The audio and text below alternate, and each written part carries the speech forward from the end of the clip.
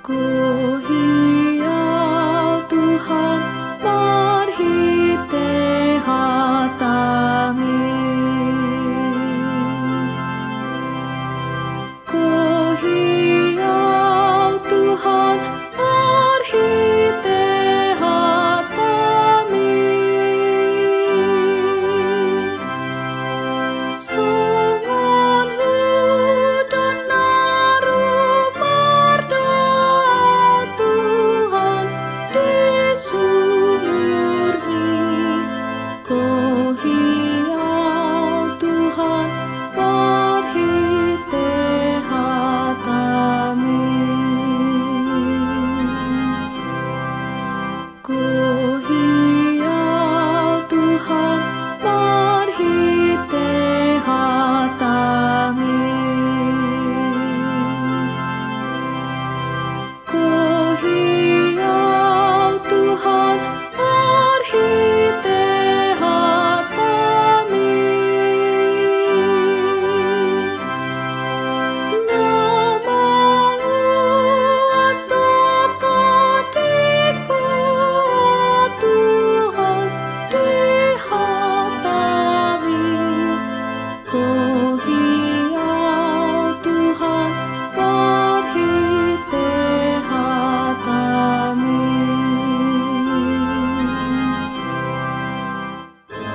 Selamat pagi, salam jumpa kembali bagi kita semua jemaat yang dikasihi oleh Tuhan Yesus Kristus dimanapun berada.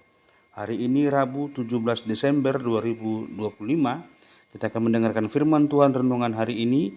Namun marilah lebih dahulu kita bersatu di dalam doa. Kasih karunia dan damai sejahtera dari Allah Bapa dan dari anaknya Yesus Kristus menyertai kamu sekalian. Amin.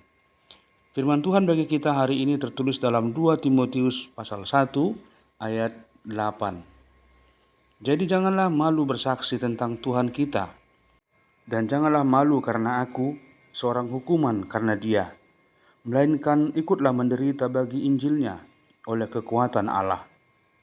Ope una komeila maka tidak ko tuhatay, jala unang hailahon na una tarhurung humokop ibana. Dohok mahota he, makokop barita nauli, sian haguguon ni debata. Demikian firman Tuhan.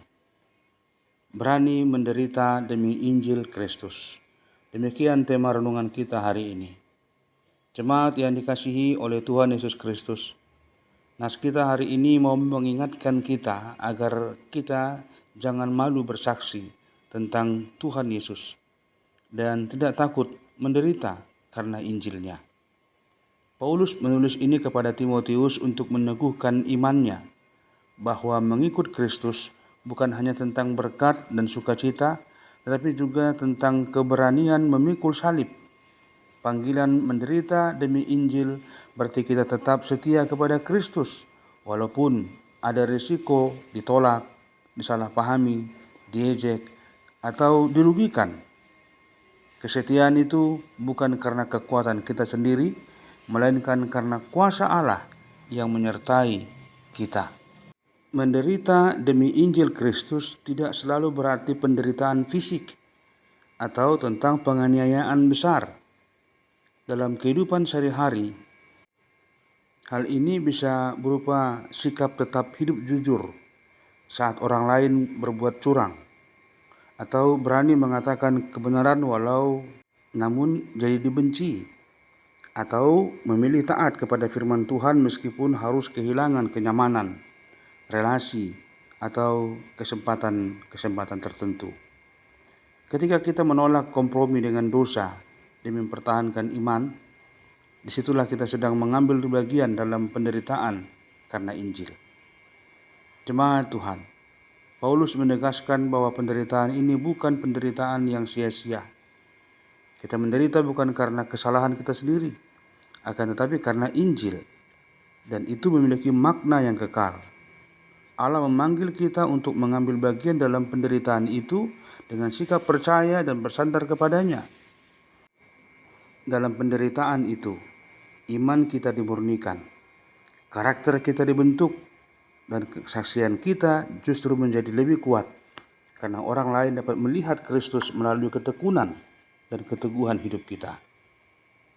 Upah bagi mereka yang berani menderita demi Injil Kristus adalah perkenanan Allah, damai sejahtera yang tidak tergantung pada keadaan yang kita hadapi, dan pengharapan akan kemuliaan kekal. Tuhan berjanji menyertai, menguatkan, dan pada waktunya memberi upah yang tidak dapat dirampas oleh dunia ini. Kesetiaan di tengah penderitaan akan diganti dengan sukacita yang sempurna bersama Kristus, sebab penderitaan sementara ini tidak sebanding dengan kemuliaan yang akan dinyatakan kelak, yang akan diberikan kepada mereka yang setia dan bertekun.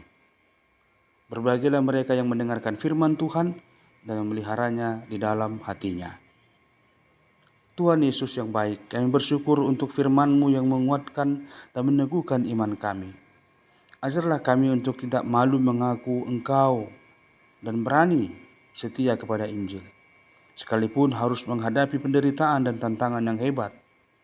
Berikan kami hati yang teguh, iman yang kuat, dan pengharapan yang tidak goyah. Kami percaya Engkau menyertai dan memberi upah bagi setiap orang yang setia kepadamu. Dalam nama-Mu kami telah berdoa dan bersyukur.